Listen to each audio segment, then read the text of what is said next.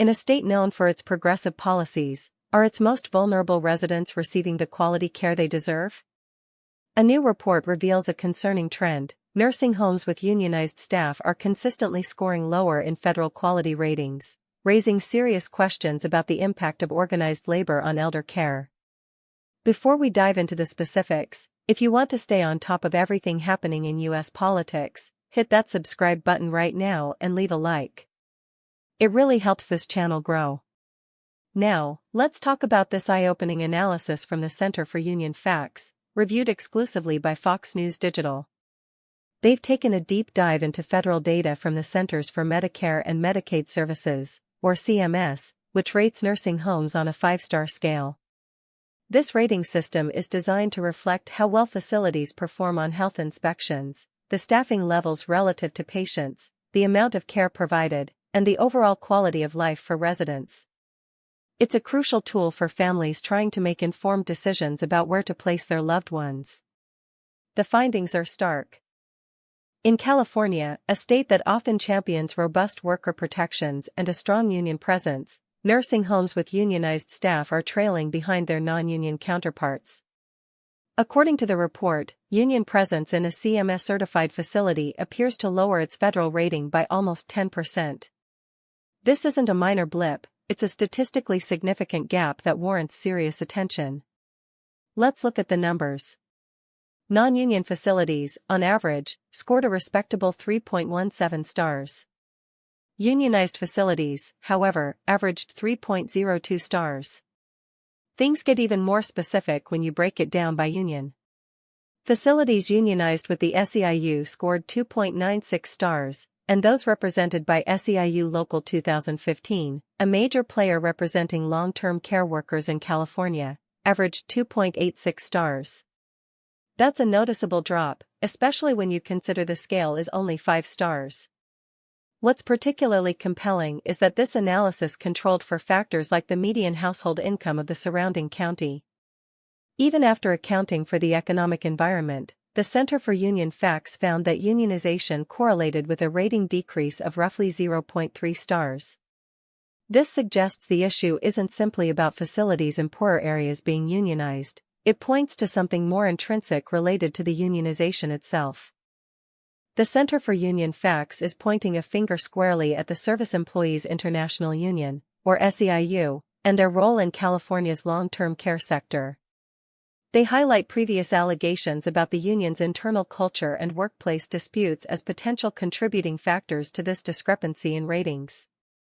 Now, it's important to note that the report itself acknowledges it doesn't definitively establish that union representation caused the lower ratings.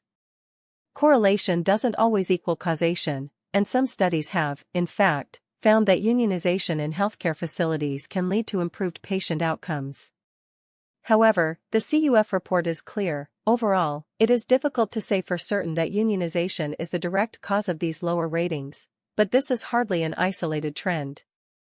They reference a previous, similar report by the Center for Union Facts that found SEIU unionized hospitals in California also had significantly lower star ratings compared to non-union hospitals, sometimes by almost a full star. How did the Center for Union Facts identify unionized facilities?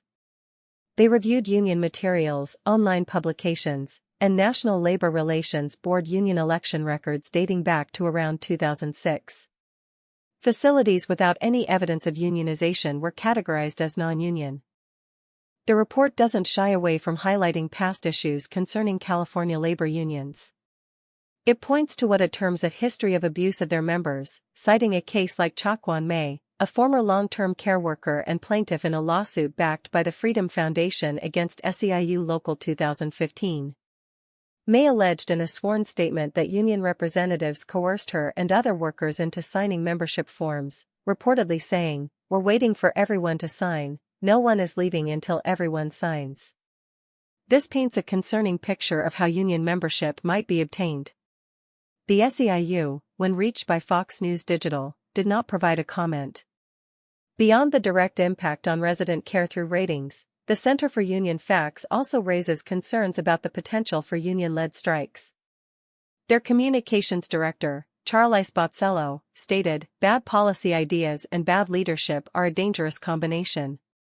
It's not just workers who can pay the price, it's our most vulnerable loved ones." This new data raises a serious question: would you trust your grandmother in an SEIU-organized facility? That's a question many families will be grappling with. This report arrives at a critical time, as California's long-term care system is already under federal scrutiny. The state is facing federal pressure over its in-home support services program, with CMS deferring over $1 billion in Medicaid funding. California officials have decried this as unlawful, while federal officials cite the need to root out fraud.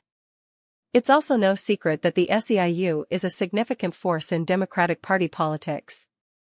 During the 2024 presidential election cycle, the union reportedly spent tens of millions of dollars on independent expenditures and contributions to support Democrats, in addition to an estimated $200 million on internal voter mobilization efforts. This financial and political power is substantial, and these new findings about nursing home ratings could become a significant talking point in discussions about their influence. So, what do you think about these findings? Is the union presence in nursing homes negatively impacting the quality of care for our elderly? Or are there other factors at play that the report might be overlooking? Drop your opinion in the comments below. I read every single one. This is a complex issue with significant implications for both workers and the vulnerable populations they serve.